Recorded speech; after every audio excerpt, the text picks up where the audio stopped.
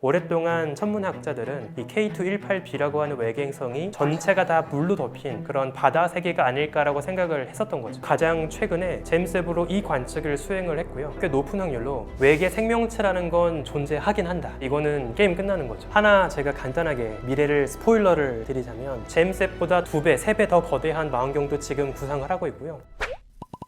네, 저는 연세대학교 은하진화연구센터에서 은하들의 충돌과 진화를 연구하는 우주먼지 지웅배입니다. 현재 우주먼지의 현자타임즈라는 채널을 통해서 많은 분들께 천문학 이야기도 소개를 해드리고 있습니다. 우리가 외계 생명체의 존재 가능성을 따질 때 가장 중요하게 생각하는 성분 중에 하나가 물입니다. 특히 액체물이에요. 일단 액체가 왜 필요할지부터 생각을 해보면 단순하게 고체만으로 혹은 기체만으로 생명활동을 한다는 건 사실 생각하기 어렵습니다. 왜냐하면 고체는 일단 너무 느려요. 움직이는 유동성이 있는 무언가가 아니죠. 그래서 고체만으로 생명 활동을 하고 양분을 옮기고 노폐물을 옮기고 하는 건 생각하기 어렵습니다. 반대로 기체의 경우엔 너무나 부피가 커요. 따라서 경제적인 선택이 될 수가 없겠죠. 만약에 어떤 생명체가 있고 생명 활동을 하고 있다면 고체도 아니고 기체도 아닌 액체인 무언가가 필요하긴 할 겁니다. 그렇다면 우주에 존재하는 그 다양한 액체들 중에서 왜 하필 물일까를 이제 생각해 볼 수가 있는데요. 흔히 천문학자들이 물을 중요하게 생각한다고 하면 이런 비판을 하실 때가 있어요. 지구 생명체만 보고 생각하는 고정관념 아니냐, 물이 없어도 다른 액체로 생명 활동할 수 있지 않겠냐, 이런 이야기 하시는 분들이 되게 많거든요. 근데 제가 자신 있게 말씀드릴 수 있는 건 단순히 지구에서만의 고정관념으로 액체 물을 중요하게 생각하는 건 아닙니다. 다른 과학적인 관점으로 봐도 액체물은 아주 중요한 특징을 갖고 있어요. 일단 몇 가지만 좀 소개를 드리면, 물이 뭐죠? H2O, 수소 2개, 산소 하나로 만들어진 분자입니다. 근데 중요한 게 뭐냐면 우주를 구성하는 화학 성분들의 함량을 쭉 비교했을 때 제일 많은 75%가 수소이고요. 그 다음으로 두 번째로 많은 게 헬륨이고요. 그리고 그 다음으로 그나마 가장 많은 애 중에 하나가 산소입니다. 근데 헬륨은 보통 화학적인 결합, 반응을 하지 않아요. 따라서 사실상 화학적인 결합과 반응이 가능한 애들 중에서 제일 많은 게 수소와 산소인 거죠. 결국에 물이라고 하는 건 우주에서 화학적인 반응이 가능한 성분들 중에 제일 흔한 것들만으로 모인 존재라는 겁니다. 그래서 물 자체는 사실 찾기 그렇게 어렵지 않아요. 우리가 물을 찾기가 어렵다고 하는 건 액체 상태의 물을 찾기가 어려운 거지, 기체나 고체로 얼어있거나 증발한 상태의 물은 우주에 되게 많이 있습니다. 일단 첫 번째, 우주에서 그다지 구하기가 어렵지 않은 물을 생명활동의 재료로 선택하는 건 우주에 살고 있는 생명체들이라면 아마 지극히 당연한 선택이지 않을까, 이런 생각을 할 수 있는 거죠. 그리고 몇 가지만 좀 더 중요한 성질을 말씀을 드리면, 물은 굉장히 높은 온도에서도 증발하지 않고 액체로 버틸 수 있습니다. 생각해 보시면 물에 끓는 온도가 몇 도죠? 100도예요. 100도면 상당히 높은 온도거든요. 90도, 80도가 돼도 물은 다 증발하지 않습니다. 보글보글 끓으면서 그냥 액체로 존재하고 있죠. 반면에 다른 분자들을 생각해 보시면 이미 상온에서 다 기체가 되어 있습니다. 산소며 질소며 이런 것들 우리가 액화시키려면 진짜 실험실에서는 만들 수 있는 아주 낮은 온도가 필요하죠. 근데 물은 꽤 높은 온도에서도 증발하지 않고 액체로 버티고 있다는 겁니다. 이것은 액체 상태로 존재할 수 있는 범위가 되게 넓다. 어떤 별에서 떨어져서 그 행성 표면에 액체 바다가 존재하려면 적당히 차갑지도 않고 뜨겁지도 않고 적당한 온도가 주어져야 할 텐데, 만약에 산소나 질소 같은 진작에 다 날아가 버리는 성분을 가지고 바다를 만들겠다라고 하면 별에서 한참 멀리 벗어난 거리에서만 가능할 수밖에 없겠죠. 그런데 물 같은 경우에는 충분히 높은 온도에서도 액체로 버틸 수 있다 보니까 별 주변에 바짝 붙어 있는 행성에서도 물로 이루어진 액체 바다가 가능한 거예요. 확률적으로도 만약에 어떤 생명 활동을 누군가 하고 있다면 구하기도 쉽고 높은 온도에서까지도 액체로 안정적으로 존재하는 물을 선택하는 게 제일 영리한 선택이지 않겠냐, 이런 생각을 해볼 수 있다는 거죠. 물은 또 우리가 어떻게 생각해 볼 수 있냐면 최고의 용매, 여러 화학 물질을 녹일 수 있는 아주 좋은 재료가 됩니다. 우리가 생명 활동이라는 건 결국에 영양분도 녹이고 노폐물도 녹이고 물 자체가, 생명체에 담겨있는 물 자체가 여러 화학 반응의 무대가 되어야 하는 거거든요. 근데 만약에 여러 화학 물질들이 녹지 못하는 그런 기름 같은 액체다라고 하면 그건 아무런 생명 활동을 할 수가 없을 겁니다. 그래서 물은 아주 좋은 용매다 보니까 반응성도 좋고요. 그것도 생명 활동에 아주 좋은 선택지라고 볼 수 있겠습니다. 뭐 간단하게는 우리 태양계만 해도 태양계 외곽으로 가면 명왕성을 비롯한 차갑게 얼어있는 모든 천체는 표면에 다 얼음으로 덮인 천체인 거죠. 그리고 목성이나 토성 주변에 얼음 위성들도 있고요. 굉장히 거리가 멀리 떨어진 지구보다 바깥의 천체들 대부분은 다 얼음으로 덮인 덮인 천체가 많이 있습니다. 액체 물이 존재하는, 액체 바다가 존재하는 행성은 이미 많이 발견이 되고 있고요. 하나 대표적으로 최근에 제임스 웹이 관측했던 행성이 있어서 잠깐 소개를 드리면, 여기는 K218b라고 하는 외계 행성입니다. 여기는 사실 옛날부터 되게 유명했던 곳인데요. 이 행성의 질량과 사이즈를 보니까 얘는 천왕성 혹은 해왕성보단 사이즈가 약간 작은 미니 해왕성 클래스의 행성으로 우리가 생각을 했었어요. 이 행성이 대체 어떤 상태일까에 대해서 여러 가설들이 있었거든요. 뭐 예를 들면 그냥 작은 가스덩어리 행성일 수도 있고, 아니면 중심에 암석 핵이 있고 주변에 수소 대기권으로 덮인 행성일 수도 있고, 또는 표면이 전부 다 액체 바다로 덮인 행성일 수도 있다. 이런 다양한 가설들이 있었습니다. 참고로 천문학에서 행성 전체가 물로 채워진 바다 행성이고, 그 대기권이 수소로 덮여있는 행성을 우리가 뭐라고 하냐면 수소, 하이드로즌, 그다음에 바다, 오션, 이걸 두 개 합쳐가지고 하이션 행성이라고 부릅니다. 오랫동안 천문학자들은 이 K218b라고 하는 외계 행성이 그 전설 속의 하이션 행성 전체가 다 물로 덮인 그런 바다 세계가 아닐까라고 생각을 했었던 거죠. 근데 이거를 우리가 확인을 하려면 행성의 대기권을 확인을 해야 됩니다. 왜냐하면 바다가 덮여있다는 건 아까 말씀드린 것처럼 물은 화학 성분들이 쉽게 녹을 수 있는 아주 최고의 용매잖아요. 그래서 행성에 물이 있는지 없는지에 따라서 대기 중의 성분이 얼마나 녹을지 안 녹을지를 결정하기 때문입니다. 만약에 단순하게 그냥 천왕성, 해왕성 같은 암모니아나 메테인으로 덮인 행성이라면 딱 그 성분들만 검출이 되겠죠. 그런데 진짜로 그 대기권 밑에 걔네가 녹을 수 있는 거대한 바다가 있다면, 메테인 같은 경우에는 탄소와 수소가 이루어져 있고, 거기에서 메테인이 녹게 되면 탄소, 수소가 뜯어져 나오게 되고, 따로 떨어져 나온 탄소가 물 속에 산소와 결합하면 이산화탄소가 만들어지고, 이런 식으로 메테인과 암모니아가 아닌 이산화탄소 같은 새로운 성분도 만들어질 수 있다는 거죠. 우리가 이 외계행성의 대기권을 관측을 했을 때 메테인만 검출되는지, 굉장히 강한 메테인과 함께 이산화탄소도 검출되는지, 이런 걸 확인한다면 여기가 바다가 있는지 없는지 이런 것들을 간접적으로 확인할 수 있게 되는 겁니다. 그리고 가장 최근에 제임스 웹으로 이 관측을 수행을 했고요. 실제로 확인을 해보니까 꽤 뚜렷한 메테인과 이산화탄소가 모두 확인이 되었어요. 그래서 이걸 통해서 천문학자들은 드디어 여기가 바다만으로 이루어진 하이션 행성이 맞았다라는 걸 확인을 하게 된 거죠. 확인해 볼 수는 없지만 충분히 뭐 가능은 할 수 있겠죠. 근데 하나 우리가 생각해 볼 수 있는 게, 지구에서도 육상 생물이 출현하기 전에 먼저 바다에서 생명체가 있었거든요. 따라서 지금 우리가 발견한 K218b가 진짜 바다 행성이라고 하면 적어도 바다 안에는 생태계가 있을 수도 있다는 거예요. 그래서 요번에 천문학자들이 되게 재밌는 분석을 하게 되는데, 여기가 바다 행성이라는 걸 확인을 했으니까 바다 생명체도 있을지를 한번 체크해보고 싶었던 거예요. 그래서 어떤 성분을 추가로 검증을 시도하냐면 디메틸 설파이드라고 하는 성분을 한번 찾아봅니다. 이게 되게 중요한 성분인 게, 지구에서는 식물성 플랑크톤이 많이 만드는 성분 중에 하나거든요. 그러니까 만약에 진짜 이 외계행성의 대기권에서 디메틸 설파이드가 검출된다면, 뭐 100%는 아니지만 아주 높은 확률로 그 행성에서도 식물성 플랑크톤이 있는 거 아니야? 뭐 이런 생각을 할 수가 있는 거예요. 그래서 이제 이거를 확인을 해본 거죠. 근데 결과가 되게 애매합니다. 없다고 하기도 좀 그렇고 있다고 하기도 좀 그런, 아직은 통계적으로 뭔가 확실한 결론을 이야기하기가 되게 어려워요. 이게 왜 그러냐면, 이번에 우리가 관측한, 제임스 웹으로 관측한 그 적외선 파장대의 범위가 1 마이크로미터에서 5 마이크로미터 정도 파장 범위거든요. 근데 여기 안에서 들어오는 디메틸 설파이드의 파장 범위는 디메틸 설파이드만 신호를 남기는 게 아니에요. 디메틸 설파이드뿐만 아니라 메테인도, 암모니아도, 이산화탄소도 다양한 성분들이 다 복잡하게 그 흔적을 남기는 범위랑 겹쳐 있습니다. 엄밀하게 우리가 검출된 신호가 순수하게 디메틸 설파이드가 남긴 흔적인지, 아니면 다른 여러 다양한 화학 성분들이 남긴 흔적인지, 이거를 구분하기가 어려운 거죠. 이번에 관측을 진행한 천문학자들이 내년에 또 추가 관측을 지금 준비를 하고 있습니다. 이번에 관측했던 파장 범위는 1 마이크로미터에서 5 마이크로미터 정도, 조금 파장이 짧은 적외선의 영역이었다면 다음 두 번째 관측에선 1 마이크로미터에서 10 마이크로미터까지, 2배 더 긴 파장까지 관측을 하게 될 거예요. 근데 이게 중요한 이유가, 더 긴 중적외선이라고 하는데, 이 더 기다란 파장의 적외선 범위에서는 디메틸 설파이드 혼자서 흔적을 남기는 영역이 존재합니다. 그러면 우리가 여기에서까지 신호를 확인했을 때에도 뭔가 흔적이 있다라고 하면 더 높은 확률로 디메틸 설파이드가 있다 없다, 이런 이야기를 할 수 있다는 거죠. 그래서 우리가 이제 제임스 웹으로 관측을 하면서 어떤 이야기를 생각해 볼 수 있냐면, 외계 행성이 있다 없다, 외계 행성이 뜨겁다 미지근하다, 이런 정도를 넘어서서 이제는 한 단계 더 높은 외계 생명의 신호가 있다 없다, 이런 이야기까지도 꽤 유의미한 관측 데이터를 가지고 이야기할 수 있는 시대가 다가오고 있다는 거예요. 그리고 그러한 관측적 방법론이 이제 단순히 이론으로만 머무는 것이 아니라 실제 관측 시도를 통해서 실천이 될 수 있다는 거죠. 꽤 흥미로운 발견들이 전 머지 않았다고 생각을 하고 있습니다.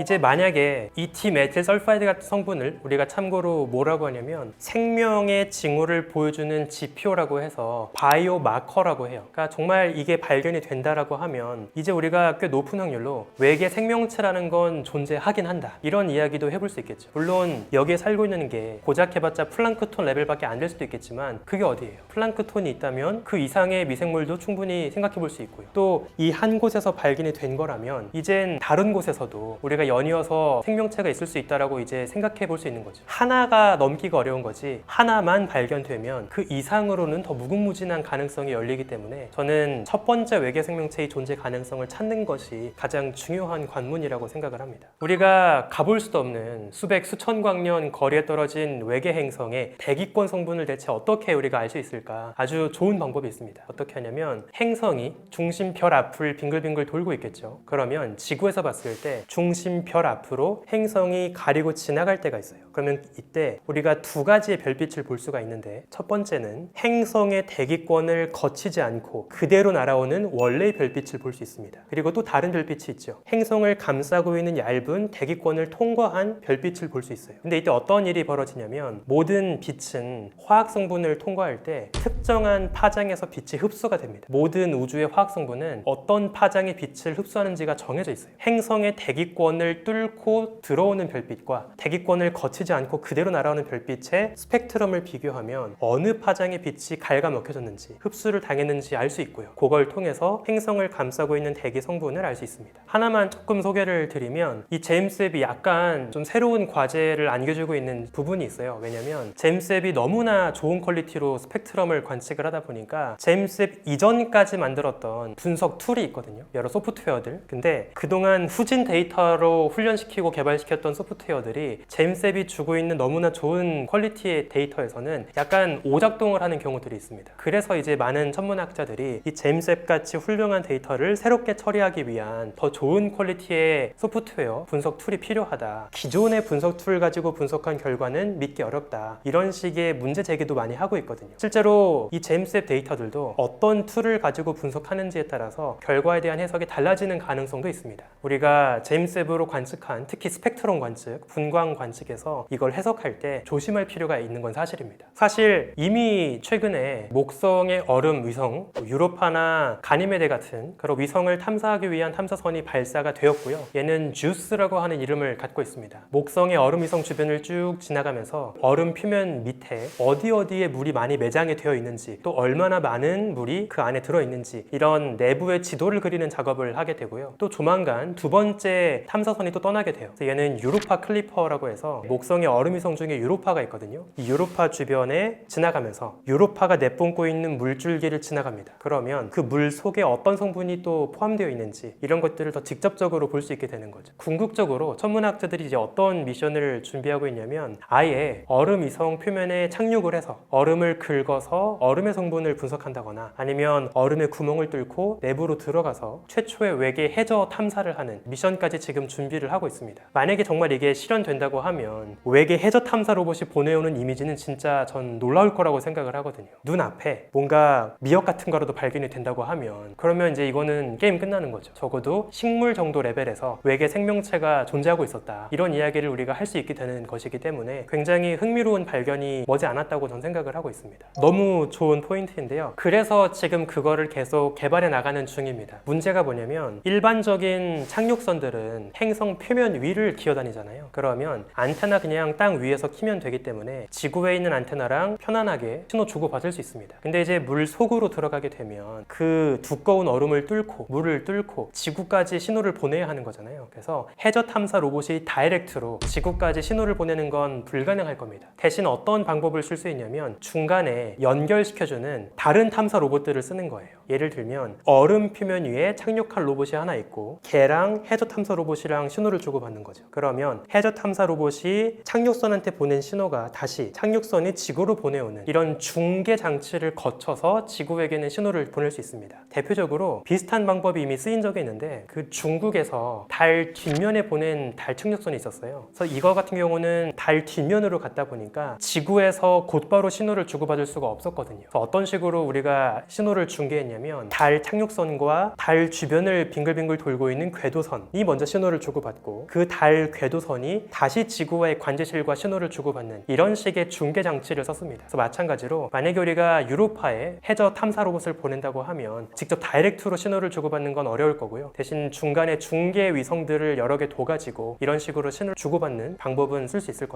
당연히 인간의 욕심은 끝이 없기 때문에 제임스 웹 그 다음의 미래도 우리는 여전히 준비를 하고 있습니다. 하나 제가 간단하게 미래를 스포일러를 드리자면 사실 제임스 웹도 그 이후에 또 이어질 차차 세대 우주망원경들을 위한 예행 연습이었다고 볼 수 있어요. 이제 제임스 웹 이전과 이후가 가장 큰 차이점은 뭐냐면 제임스 웹 이전까지 우리가 올라갔던 허블 같은 우주망원경들은 사이즈가 그리 크지 않았거든요. 거울을 그냥 한꺼번에 깎아서 단일경으로 올라갈 수가 있었습니다. 그런데 제임스 웹부터는 어떤 식으로 구성이 되어 있냐면 거울이 너무 커요. 전체 거울의 지름이 거의 6m를 넘습니다. 이렇게나 큰 거울은 한꺼번에 넣을 수 있을 정도로 큰 로켓이 없어요. 그래서 어떻게 만들 수밖에 없었냐면 거울을 접고 접어서 종이접기 하듯이 접어서 로켓에 넣을 수밖에 없습니다. 그러면 우주에 올라가서 나중에 펼치는 방식으로 이제 우주망원경을 작동시켜야 하는 거죠. 제임스 웹 때부터 처음으로 접어놓았던 망원경을 펼쳐가지고 포장 풀듯이 우주에서 펼쳐내는 이러한 방식을 쓴 거예요. 이게 되게 까다롭고 어려운 신기술이었던 거죠. 근데 이번 제임스 웹의 놀라운 성공으로 인해서 이런 기술이 충분히 가능하다. 이걸 이제 우리가 확인을 하게 된 거예요. 그러면 더 커다란 거울이 달린 우주망원경도 충분히 가능하겠죠. 실제로 천문학자들은 제임스 웹보다 더 거대한 2배, 3배 더 거대한 망원경도 지금 구상을 하고 있고요. 대표적으로 그 유명한 천문학자 칼 세이건의 이름을 붙인 칼 세이건 우주망원경 이런 계획들도 현재 논의가 되고 있습니다.